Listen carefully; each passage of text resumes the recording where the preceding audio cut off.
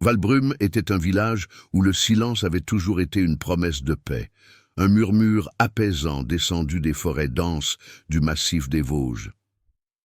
Mais ce jour-là, le silence était différent. Il était lourd, tendu, porteur d'une angoisse qui s'infiltrait dans chaque foyer et s'accrochait aux géraniums suspendus au balcon. Dans le jardin de Madame Geneviève, une balançoire se balançait doucement, poussée par une brise d'été, mais elle était vide. La tranquillité habituelle de la scène était une façade cruelle, un décor serein pour une tragédie qui commençait à peine à se jouer. L'air sentait la terre humide et les pins, mais sous ses parfums familiers se cachait une peur grandissante. Une enfant avait disparu, et avec elle, toute l'insouciance du village s'était évanouie, laissant place à une panique contenue que l'on pouvait presque toucher du doigt, aussi palpable que la brume matinale qui donnait son nom à ce lieu. Au poste de commandement des sapeurs-pompiers, le capitaine Étienne Dubois sentit le poids de cette nouvelle s'abattre sur ses larges épaules. À 42 ans, il était l'incarnation de l'autorité calme, un homme dont le visage buriné par l'expérience rassurait les habitants de Valbrumm. Mais lorsque la radio crépita les détails de la disparition, sa posture professionnelle se fissura imperceptiblement. Chloé, 4 ans, trouble du spectre de l'autisme, ne répond pas aux appels. Ces quelques mots firent l'effet d'un poignard dans son cœur. L'image de son propre fils, Lucas, perdu 5 ans plus tôt, submergea son esprit avec une violence qu'il n'avait jamais réussi à dompter. Pendant une microseconde, il ne fut plus le commandant Dubois, mais simplement un père hanté par un souvenir insupportable. Son regard se perdit au loin, au-delà des cartes topographiques étalées sur la table, vers les ombres de la forêt où son propre drame semblait l'attendre à nouveau. Arrivé devant la petite maison de Madame Geneviève, Étienne fut accueilli par le visage ravagé de la grand-mère. Ses yeux, rougis par les larmes, cherchaient un espoir qu'il se sentait incapable de lui offrir. D'une main tremblante, elle lui tendit un petit ours en peluche, son tissu usé par les câlins et son unique œil de bouton fixant le vide. « Elle ne dort jamais sans lui », murmura-t-elle, sa voix brisée par le chagrin. En prenant le jouet, Étienne sentit un poids bien plus lourd que celui de quelques grammes de tissu et de rembourrage. C'était le poids d'une enfance interrompue, le poids de sa propre culpabilité. L'odeur de lessive et d'enfant qui se dégageait de la peluche était celle de son propre passé. Tenir cet ours, c'était comme tenir un fantôme, celui de Lucas. À cet instant, la recherche de Chloé cessa d'être une simple mission de sauvetage. Elle devint une quête intime et désespérée pour sa propre rédemption.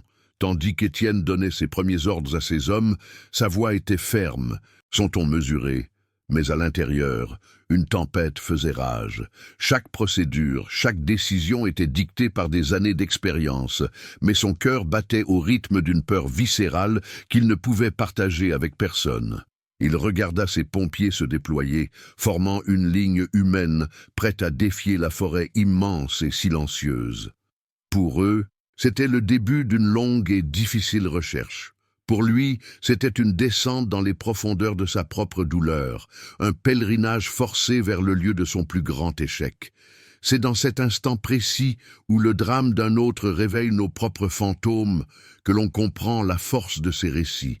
Si vous croyez aussi au pouvoir de ces histoires, votre abonnement est le soutien qui nous permet de continuer à les partager. Étienne savait que cette forêt pouvait tout prendre, et il se jura silencieusement qu'elle ne lui prendrait pas une autre vie. Pas cette fois. Les heures s'étirèrent, se fondant dans une première nuit glaciale qui tomba sur Valbrumm comme un linceul. Pour les équipes de recherche, c'était une lutte contre l'hypothermie et l'épuisement. Pour Étienne, c'était une descente dans un enfer personnel. Chaque craquement de branches sous ses pieds, chaque ululement de chouette dans l'obscurité, ravivait le souvenir de cette autre nuit, 5 ans plus tôt. La nuit où le silence s'était installé dans sa propre maison, un silence bien plus terrible que celui de la forêt. Il se souvenait de l'air frais sur sa peau alors qu'il courait dans le jardin, le cœur martelant sa poitrine d'une terreur qu'il n'avait jamais connue. Il revoyait le corps minuscule de Lucas, immobile au pied de la vieille échelle en bois qu'il avait oublié de ranger. Un instant d'inattention, une simple négligence, avait suffi à briser son monde en 1000 morceaux. Cette culpabilité était une bête tapie dans l'ombre de son esprit qui se nourrissait de chaque instant de son existence. Au travail, il était le capitaine du bois, l'homme sur qui l'on pouvait compter, le roc inébranlable. Mais le soir, lorsqu'il fermait les yeux, il n'était plus qu'un père en deuil, rejouant la scène encore et encore, cherchant une faille dans le temps, un moyen de remonter en arrière pour ranger cette maudite échelle. Sa femme et lui n'avaient jamais vraiment réussi à en parler. Le nom de Lucas était devenu un mot tabou, une blessure si profonde, que le simple fait de l'effleurer menaçait de tout faire s'effondrer. Alors ils vivaient côte à côte, deux âmes brisées partageant un silence peuplé de fantômes. La disparition de Chloé ne faisait que gratter la cicatrice, la rouvrant avec une violence inouïe, exposant le nerf à vif de sa douleur. Pendant que les hommes quadrillaient méthodiquement les sentiers balisés, Étienne sentait une conviction irrationnelle grandir en lui. Chloé n'était pas là. Son instinct, affûté par des années de sauvetage mais surtout torturé par son propre drame, lui disait qu'elle était ailleurs. Il tenait l'ours en peluche, dans la grande poche de sa veste, son tissu doux contre ses doigts. C'était son ancre, son lien tangible avec cette petite fille qu'il ne connaissait pas, mais pour qui il ressentait une responsabilité écrasante. Il ne cherchait pas seulement une enfant perdue, il cherchait l'absolution. Il devait la retrouver, non pas pour les applaudissements du village ou pour l'honneur de l'uniforme, mais pour pouvoir un jour, peut-être, se regarder à nouveau dans un miroir sans y voir le visage d'un homme qui avait failli à sa tâche la plus sacrée, protéger son propre fils. Pendant ce temps, loin de l'agitation et des lumières des lampes torches, Chloé n'était pas terrifiée. Pour elle, la forêt n'était pas une menace, mais une cathédrale de sensations. Elle avait suivi le vol erratique d'un papillon azuré, ses ailes d'un bleu si vibrant qu'elles semblaient peindre le ciel. Lorsque le papillon avait disparu, elle ne s'était pas sentie perdue. Elle avait simplement découvert un nouveau monde. Le contact de la mousse humide sous ses doigts, la rugosité de l'écorce d'un chêne centenaire, le murmure du vent dans les feuilles au-dessus de sa tête, tout était une source de fascination. Elle n'appelait pas à l'aide, parce que le concept même d'être perdue lui était étranger. Elle était exactement là où elle devait être, dans un univers qui communiquait avec elle dans un langage que les adultes avaient depuis longtemps oublié. Sa progression n'était pas guidée par la panique, mais par une curiosité douce. Elle avait été attirée par le son cristallin d'un petit ruisseau qui serpentait entre les rochers. L'eau fraîche sur ses mains était une merveille. Elle s'était assise sur la berge, observant les petits poissons qui filaient comme des éclats d'argent sous la surface. Elle ne pensait ni à sa grand-mère, ni à son lit, ni à son ours en peluche. Son esprit était entièrement captivé par l'instant présent, par la symphonie sensorielle que la nature lui offrait. Elle fredonnait doucement, un son mélodieux et continu, non pas un appel au secours, mais une réponse à la beauté tranquille qui l'entourait. Sa vulnérabilité, cette incapacité à comprendre le danger, était paradoxalement ce qui la maintenait en sécurité, calme et sereine au cœur de la nature sauvage. Au bout de 24 heures, l'espoir du village commença à s'effriter, remplacé par une angoisse lourde et palpable. Les conversations se faisaient à voix basse, les visages étaient graves. Madame Geneviève, assise sur le porche de sa maison, ne pleurait plus. Elle fixait l'orée de la forêt avec une résignation qui fendait le cœur. La gendarmerie nationale était arrivée en renfort, apportant avec elle une approche plus froide, plus procédurale. Il parlait de fenêtres de survie, de zones de probabilité, des termes cliniques qui heurtaient violemment l'émotion brute qui étreignait la communauté. Pour eux, Chloé devenait une statistique, un dossier à traiter. Pour Étienne, chaque heure qui passait était un coup de poignard supplémentaire dans sa propre blessure. le tic-tac assourdissant d'un compte à rebours qu'il connaissait trop bien. Le deuxième jour, la tension monta d'un cran. Une pluie fine et persistante se mit à tomber, compliquant les recherches et glaçant les cœurs. Lors d'un briefing matinal tendu au poste de commandement, le colonel de gendarmerie, un homme pragmatique et pressé, suggéra de commencer à réduire les effectifs dans les zones jugées les moins probables. « Nous devons concentrer nos ressources, capitaine. Nous ne pouvons pas fouiller chaque centimètre carré de cette forêt indéfiniment. » Ces mots, bien que logiques, résonnèrent aux oreilles d'Étienne comme une sentence de mort. Il regarda les cartes topographiques, les zones hachurées en rouge où les recherches avaient été infructueuses. Mais son regard était attiré par un secteur escarpé et dangereux, marqué comme accès difficile, faible probabilité, que tout le monde avait écarté. C'est dans ces moments où la raison semble nous abandonner au profit d'une intuition dévorante que l'on se demande si une force plus grande n'est pas à l'œuvre. Si ces histoires qui nous poussent au-delà de nos limites vous touchent, votre inscription nous aide à continuer de croire et de partager ces récits d'espoir. Étienne sentit une certitude s'ancrer en lui, une conviction qui n'avait rien de rationnel. C'était une certitude née de la douleur, un murmure de son passé qui lui disait où chercher. Il savait que s'il suivait le protocole, s'il laissait la logique l'emporter, il la condamnerait. Il ne pouvait pas laisser cela se produire. Pas une deuxième fois. Il devait faire confiance à cette voix intérieure, même si cela signifiait se mettre tout le monde à dos, même si cela signifiait être traité de fou. La réunion se poursuivit. Les discussions techniques sur la logistique et les plannings, ignorant la tempête qui faisait rage en Étienne. Il resta silencieux, son regard fixé sur cette zone oubliée de la carte.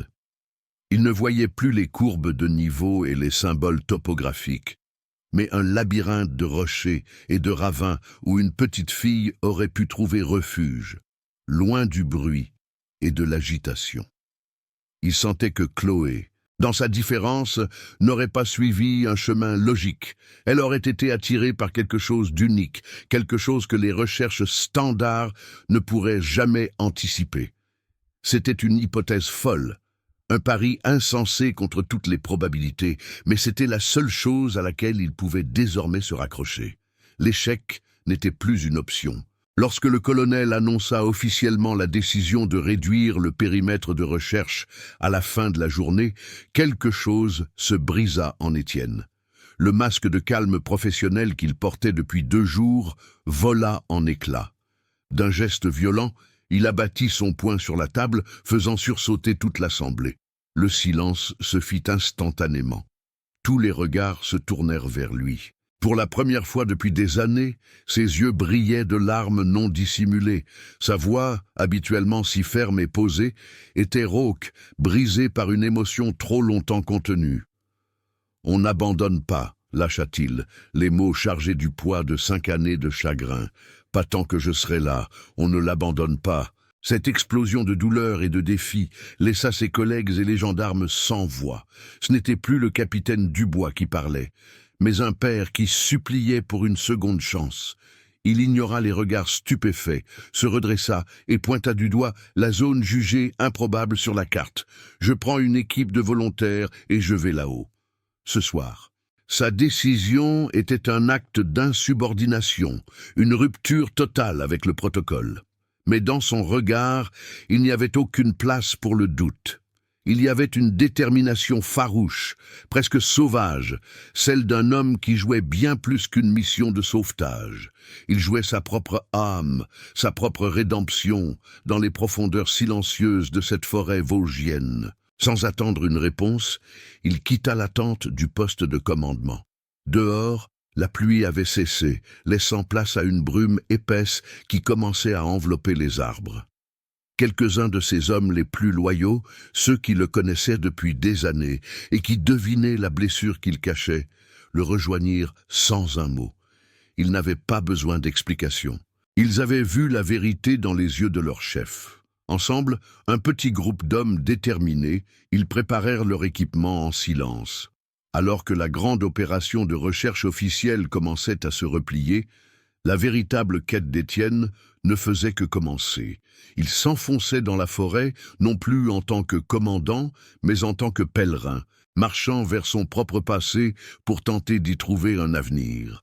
Au bout du 3e jour, alors que le crépuscule commençait à teinter le ciel de violette et d'orange, Étienne sentit le poids de l'épuisement s'abattre sur lui comme une chape de plomb. Chaque muscle de son corps hurlait et son esprit, torturé par le manque de sommeil et l'angoisse, était au bord de la rupture. Il s'arrêta au milieu d'une petite clairière, s'appuyant contre le tronc d'un vieux hêtre pour reprendre son souffle. Le silence de la forêt était total, oppressant, un vide qui semblait avaler tout espoir. Il ferma les yeux, le visage de Lucas flottant devant lui, une vision de son échec passé. C'est alors qu'il l'entendit, un son à peine perceptible, faible et rythmé, non pas un cri de détresse, mais une sorte de bourdonnement mélodieux, une note pure et continue qui flottait dans l'air. Son cœur s'arrêta une seconde. Ce n'était pas un son de peur, c'était autre chose. Guidé par une intuition qui transcendait toute logique et toute procédure, il fit signe à ses hommes de rester en arrière et avança seul en direction du son. Chaque pas était prudent, presque révérencieux. Il s'enfonçait plus profondément dans une partie de la forêt que personne n'avait jugée digne d'intérêt, un dédale de roches moussues et de fougères épaisses. La mélodie devenait plus claire, une comptine sans parole qui semblait émaner de la terre elle-même. Son cœur battait à tout rompre, un mélange de peur et d'une lueur d'espoir insensée. Il redoutait ce qu'il allait trouver, imaginant le pire, revivant la découverte du corps de son propre fils. Il écarta une dernière branche de noisetier, et ce qu'il vit le pétrifia sur place, brisant en un instant toutes ses certitudes et toutes ses craintes. Chloé était là, assise au bord d'un petit ruisseau dont l'eau scintillait sous les derniers rayons du soleil. Elle était parfaitement calme, sa petite robe jaune, une tache de lumière dans la pénombre grandissante. Une de ses mains trempait dans l'eau fraîche, et elle fredonnait pour les petits poissons qui filaient entre ses doigts.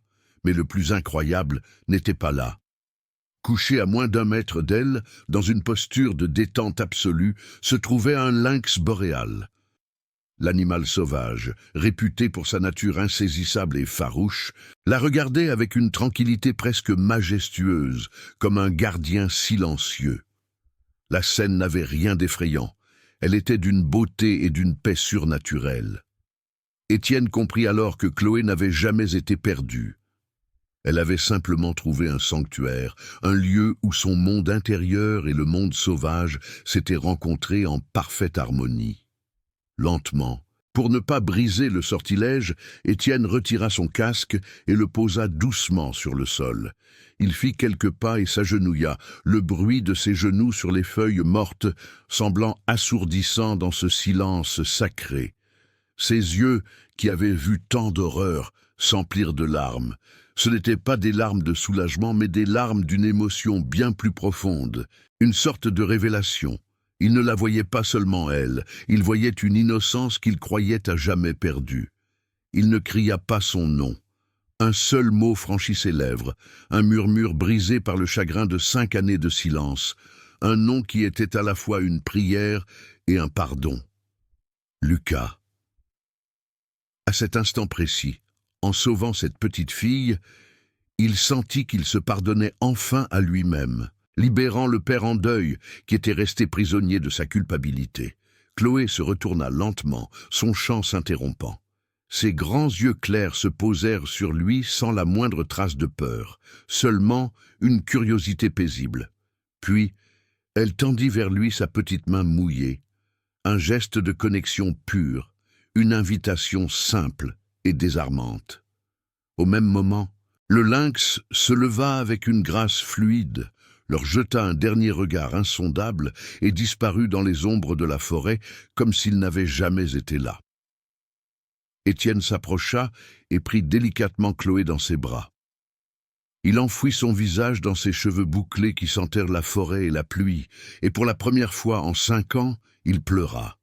Il pleura la perte de son fils, la douleur de son mariage brisé et la solitude de son chagrin.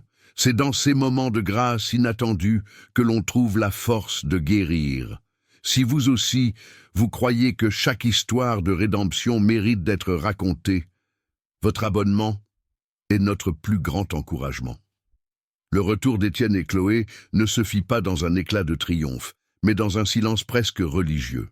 Lorsqu'il émergea de la lisière de la forêt, la petite fille endormie paisiblement dans ses bras, le village retint son souffle. Les lampes torches convergèrent vers lui, éclairant une scène d'une puissance brute. L'homme brisé portant l'enfant intact. Ce n'était pas un héros qui revenait, mais un pèlerin au terme de son voyage. Madame Geneviève courut vers eux, ses larmes silencieuses se mêlant à la brume matinale. Elle prit la main de sa petite fille, puis posa son autre main sur le bras d'Étienne, un geste qui valait tous les maux du monde. Dans son regard, il n'y avait pas seulement de la gratitude, mais une profonde compréhension. Elle avait vu la douleur dans ses yeux pendant 3 jours, et elle voyait maintenant la paix qui commençait à s'y installer. Cette nuit-là, en rentrant chez lui, Étienne trouva sa femme assise dans le noir du salon, comme elle le faisait si souvent. Mais cette fois, il ne la contourna pas pour aller se coucher. Il s'assit en face d'elle, et pour la première fois en 5 ans, il parla. Il lui raconta tout. La forêt qui lui rappelait leur propre perte, la peur panique de revivre le même échec, et la vision de Chloé si calme qui lui avait fait murmurer le nom de Lucas. Les mots, maladroits et rouillés par le manque d'usage, brisèrent le barrage de chagrin qu'ils avaient érigé entre eux. Elle se mit à pleurer, et il la prit dans ses bras, leurs larmes se mêlant enfin. Ce n'était pas une réconciliation magique, mais c'était un début. La promesse de ne plus jamais affronter leurs fantômes seuls. Ils décidèrent d'entamer une thérapie ensemble, de réapprendre à vivre avec la cicatrice plutôt que de la laisser les définir. L'expérience avait profondément transformé Étienne, non seulement en tant qu'homme, mais aussi en tant que pompier. Il avait compris que les protocoles et les cartes ne pouvaient pas tout prévoir, surtout face à la complexité de l'esprit humain. Quelques semaines plus tard, il présenta un projet audacieux à sa hiérarchie. La création d'une unité spéciale de recherche et de sauvetage, entièrement dédiée aux personnes ayant des besoins spécifiques.